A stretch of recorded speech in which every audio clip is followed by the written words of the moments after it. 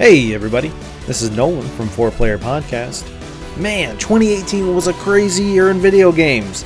Let's talk about my top 10.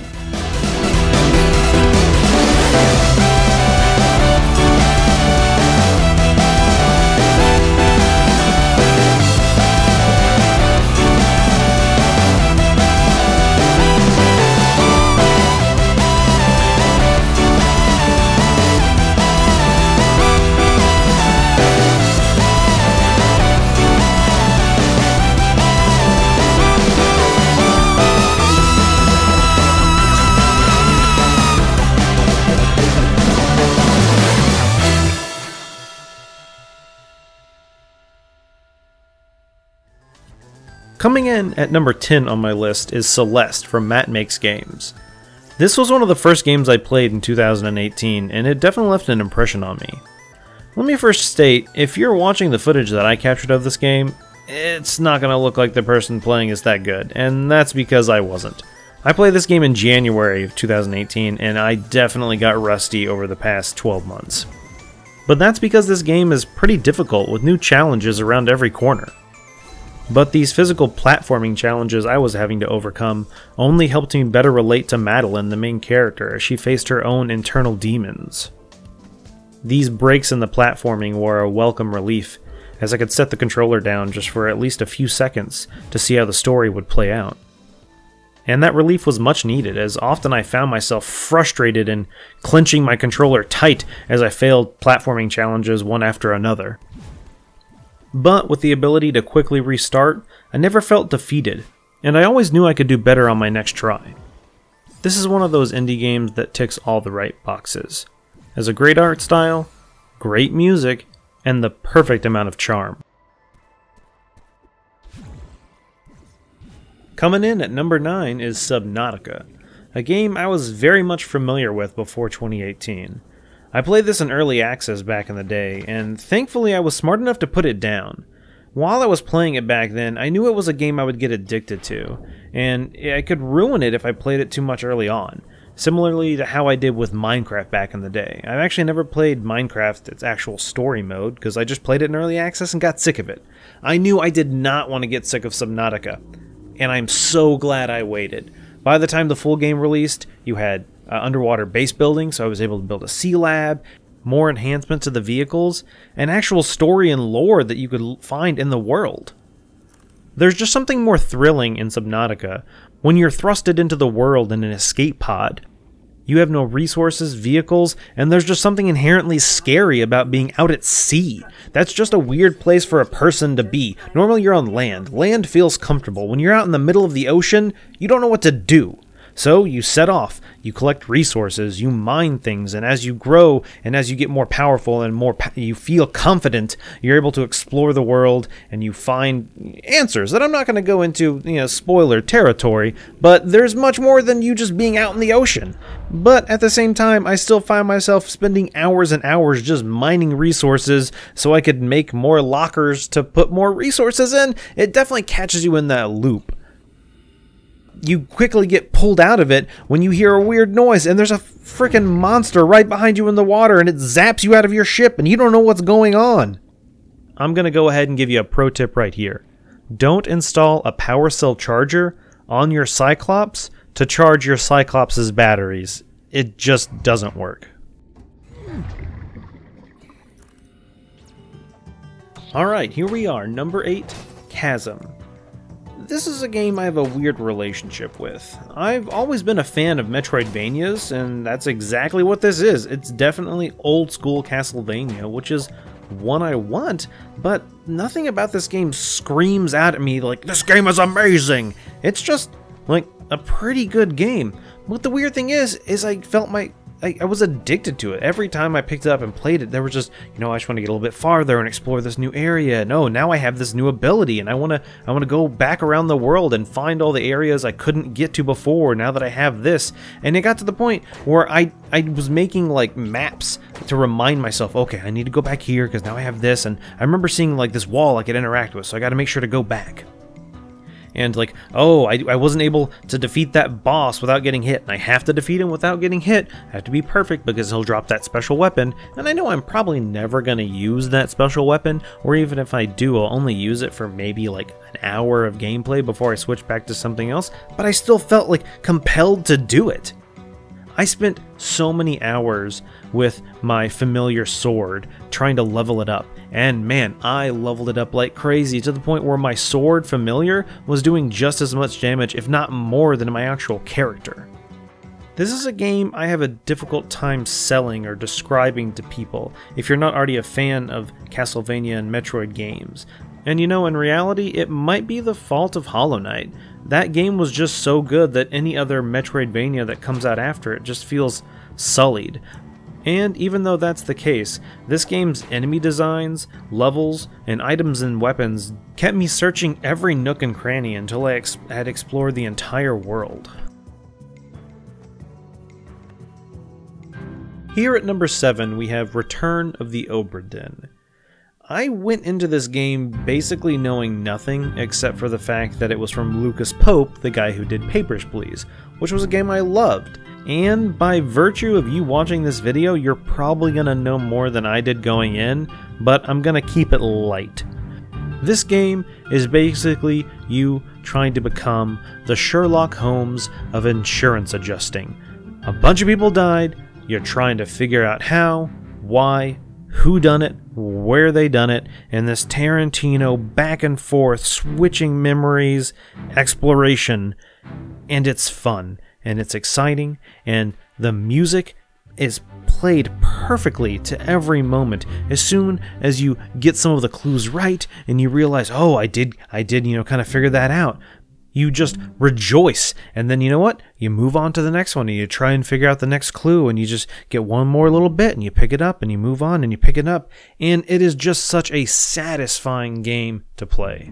If you haven't played it yet, I would suggest don't look anything up about this game. Just go pick it up, buy it, you're gonna love it, maybe play it with a loved one. I played it with my wife Bernadette, and we had a great time solving the clues and the mysteries together. I promise you, it is great. Here we are, number 6, Into the Breach. Subset Games has done it again. And you know what, a lot of people are going to compare this game to FTL, and I do it from time to time, but in all honesty, they have nothing to do with each other.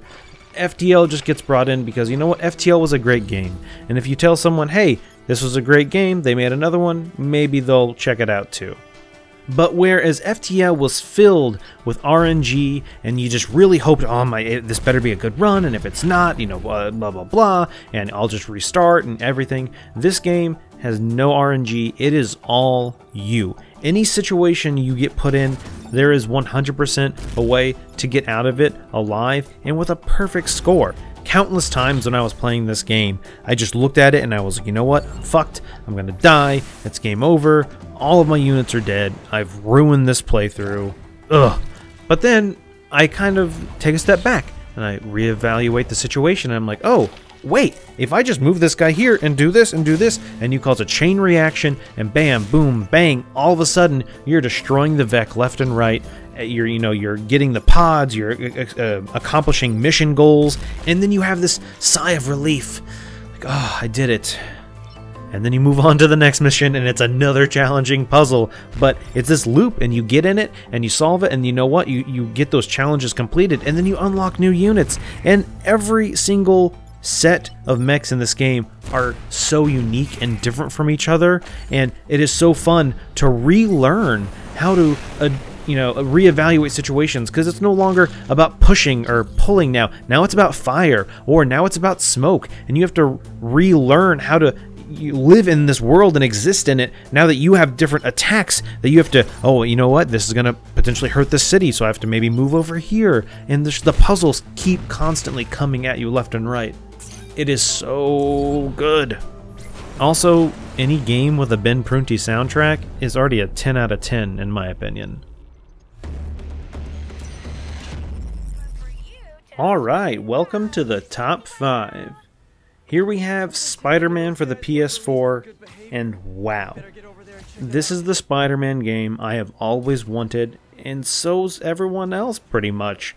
Spider-Man 2 is the game everyone talks about. Everyone's like, oh, Spider-Man 2 is the best game because the swinging was good. And yeah, you know what? Spider-Man 2 had the best swinging of any Spider-Man game. But Spider-Man for the PS4 does it just as good, if not better. But everything else is good too. You have amazing combat. The costumes, oh my goodness, I love all of the different outfits. His white spider suit, the white spider on his outfit, this custom one for this game, looks great. But you know what? So do all the other ones. His little punk rock outfit and his like classic old school one. The one that's comic booky, it looks like it actually has the little dots on it. All of these suits are just so much fun. I constantly found myself switching back and forth all the time between his suits. In between combat. Because the combat in this game is excellent. It takes the combat from the Arkham games with your, ability to respond to the enemies, and in this case, spider sense, which makes sense. But then it adds all of the web effects, the gadgets, all of the gadgets, the web blossom, the ability to just shoot an enemy and pin him to the wall with your web, or pick him up into the air and fling him into another enemy, or steal a weapon from an enemy with your web. It really makes you feel like Spider-Man. You feel powerful when you stop a speeding car and you pick it up and slam it on the ground and beat the crap out of people that are in it, or whatever. There are not many games that I find myself platinuming or getting all the trophies for, but this is one that I did, and it's mainly just because I didn't want the game to end. I didn't want to stop exploring the world because of how much fun I just had being in it. That being said, a lot of the times games with worlds like this that are so fun to explore don't have the best stories, but this game actually had a really good story. I enjoyed seeing how Peter Parker interacted with Mary Jane and Aunt May and the villains outside of being Spider-Man. I will say that the game has some flaws. Combat does get a little repetitive towards the end, and there are definitely a lot of collectibles in the world that are that's a little too much, but I think overall Insomniac nailed what it is to have a modern superhero game, and I can't wait to see how other developers take this pattern and make it their own for other superhero games in the future. Astrobot Rescue Mission is not a game that I thought was going to be in my top 10 at the beginning of this year. It honestly wasn't even a game on my radar, and when it finally got onto my radar, I didn't really care too much about it. It just seemed kind of like a cash grab from Sony to, very gimmicky VR, taking the little robot from the playroom and making him in VR. But I was completely wrong. Astrobot is paving the way for what VR is going to be going forward. It doesn't have to be a first-person shooter. It can be a living, breathing world in which you are just a person that exists, and you get to see it from different angles and different views, and as you move around, you can see things from different angles, and it changes your perspective. It does a perfect job of moving the camera along with the player as you progress through the level. You don't have to manually do it. It's just a thing, hey, now your little robot character is at this state, so the camera's going to move forward, it's going to follow him, and you're just going to be there with it, trying to, direct him around to rescue all these robots and solve puzzles and platforming challenges. This is also a game I didn't expect to have some of my favorite boss fights from the year, but it did, multiple of them. The boss fights are fun, challenging, and they use VR in the best way possible. The library of games on the PlayStation VR is definitely not limitless, but if you have a PlayStation VR, this is a must-have for your collection. Alright, number 3, Dad of Boy. I can't necessarily call myself a God of War franchise fan. I definitely played the first few. I believe the last one I played was Chains of Olympus on the PSP. And that was the last God of War game I played. Kind of fell out of love with the series. It just seemed very samey to me. Kratos is a very angry man who liked to beat up gods. It just got too repetitive. Sony Santa Monica took God of War and completely turned it on its head. They took a very one-note character and it fleshed him out. I think the evolution of Kratos' character and his relationship with Atreus and how both of them changed in relation and with each other throughout the game was done perfectly.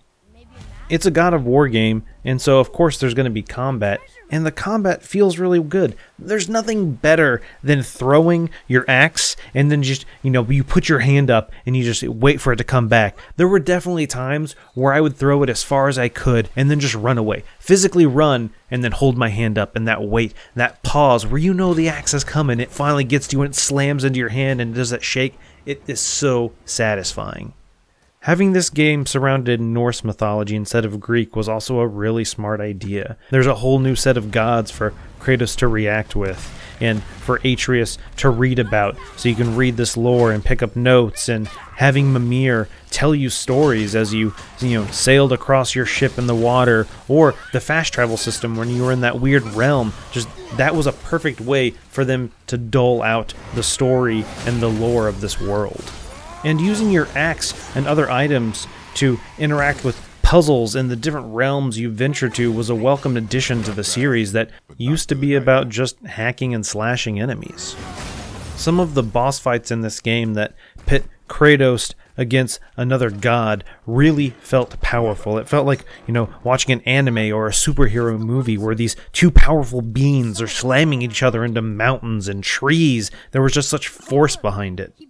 All of the small details from the skill trees of Kratos and Atreus, the weapon variations, and the world as a whole definitely make this the type of God of War game I want to see more of. Poison. Number 2 is Red Dead Redemption 2. This is a game that I often describe with a single word, that is overwhelming. And I honestly do think that hinders the game to an extent. There is so much going on in this game that early on I was flustered to an extent. You had to ensure that your weapons are clean, otherwise they do less damage, or they may not fire. You have to worry about eating food. You have to keep your horse clean. You have to keep yourself clean. And there are so many different mission types and vehicles, and you can sell them, and you can pawn this, and you can rob people, and you can be nice to people, or you can be mean to them. And I think just early on, I was completely overwhelmed. And honestly, I was kind of not negative on the game, but I didn't understand why people enjoyed it as much until I kind of let all of that go, and I just started exploring the world and kind of doing whatever I wanted, and not thinking about, I need to make sure I get 2 perfect deer pelts so I can get this one upgrade for this and whatever. And when I kind of let all that fall to the wayside, and I just started enjoying myself, and going from here and I'll go over there, and what's off in the distance, let me go camp off. I'll set up a camp, and I'll pick some flowers, and I'll do this. Once I kind of started enjoying myself a little more, I fell in love with this world. Not to mention the story.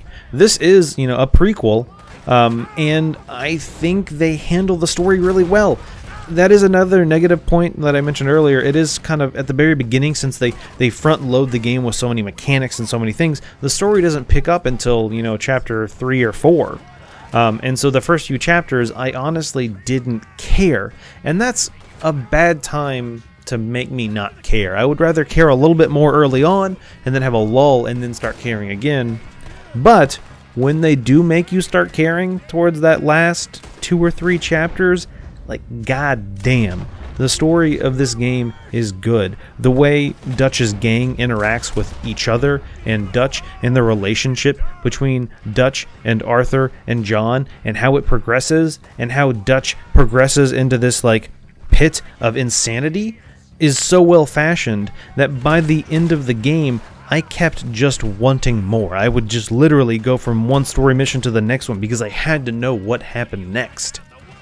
The original Red Dead Redemption was one of my favorite games on the previous console generation, but looking back at it, definitely I had some rose-tinted glasses. I've recently replayed it. It's not the best game ever. I just think at the time it was something we hadn't seen before. And I think Red Dead Redemption 2 takes all of the best elements from the first game and expands on them and makes a world that is just a great place to be, explore. I know if Rockstar treats this game anywhere near how they did GTA 5, we're probably just going to get more and more content that I'm going to want to play. If someone would have sat me down at the beginning of 2018 and said, hey Nolan, look, listen here, listen to what I'm going to tell you right now. By the end of this year, your favorite game is going to be a city building survival game, I would have punched him in the face. Like, what are you talking about? That's stupid. I don't do city builders. I don't really do survivals. That's not what I enjoy. I was apparently wrong. Or at least the game that 11-Bit Studios put out proved me wrong. Because Frostpunk is my favorite game of 2018. This is a game that, you know, Brad introduced it to me. He was like, hey, Nolan, there's this cool game. It's a Frostpunk, whatever. And I was like, it sounds okay. But then I started playing it. And I was like, oh, it's not just about building a city and surviving. There's so much more to that. It's about, you have to run and maintain the city, and you have to make tough decisions about how you treat your citizens, and, you know, if someone, you know, does, you know, crime, if they're bad, how do you handle that? Do you kill them? Do you banish them? Do you punish them? Do you just let them go and say, well, I hope no one else does it? But you're not dealing with 10 or 20 people. You're dealing with hundreds of people. Those decisions you have to make, in conjunction with the scarcity of resources, the constant fear that you're going to run out of coal for your generators and everyone will freeze to death, or you'll run out of food and people will start starving, or everyone will get sick, is what really drives me to just continue playing this game one day at a time. Similarly to Stardew Valley from last year, where, you know, I would be, oh, well, let me just do one more day real quick. And this game, it's just, yeah, let me just get to the next day. You know, I know there's a blizzard coming up. Let me just get to that blizzard and I'll get through it, and then I'll stop then. But the problem is, since any point in time you can pause the game, I'm constantly pausing and addressing the situation, and, you know, how should I handle this? And all of a sudden, you know, even though in game only one day has passed, it's been like over an hour and a half outside of the game. Time just seems to move differently when you're dealing with this frozen wasteland. One of the best parts about this game is not that it's just, oh, build a city and survive. All of the different situations and scenarios they put you in are so fun. Yeah, the base one is just, hey, survive. But then it's like, hey, you know what, you need to survive, but actually all that really matters is you keep these buildings from getting too cold because they have seeds in them.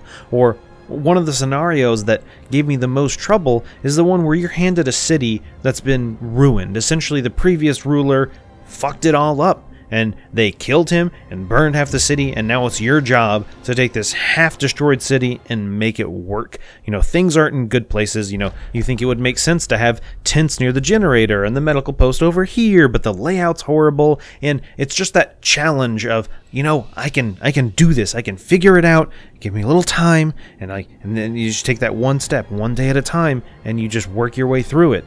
But oh, nope, here comes a blizzard, and I didn't have enough coal, and then now we're all gonna die anyway. The way you can see all of the people in this world, all of the inhabitants that have names and they have stories and they have families, and you can zoom in on any one of them and see them walking around the streets and, you know, trudging through the snow to get to the coal pile to start, you know, picking up some coal and dragging it back to the generator. Or when the hunters, you know, walk out at night, you know, they start making that path through the snow to go find food. It really feels like this world is lived in, and it feels like there actually are stakes to these people's lives. I don't see myself in the future reaching out and looking for any more city builders or survival games. I think Frostpunk is really just a one-in-a-million game that anyone can sit down and enjoy.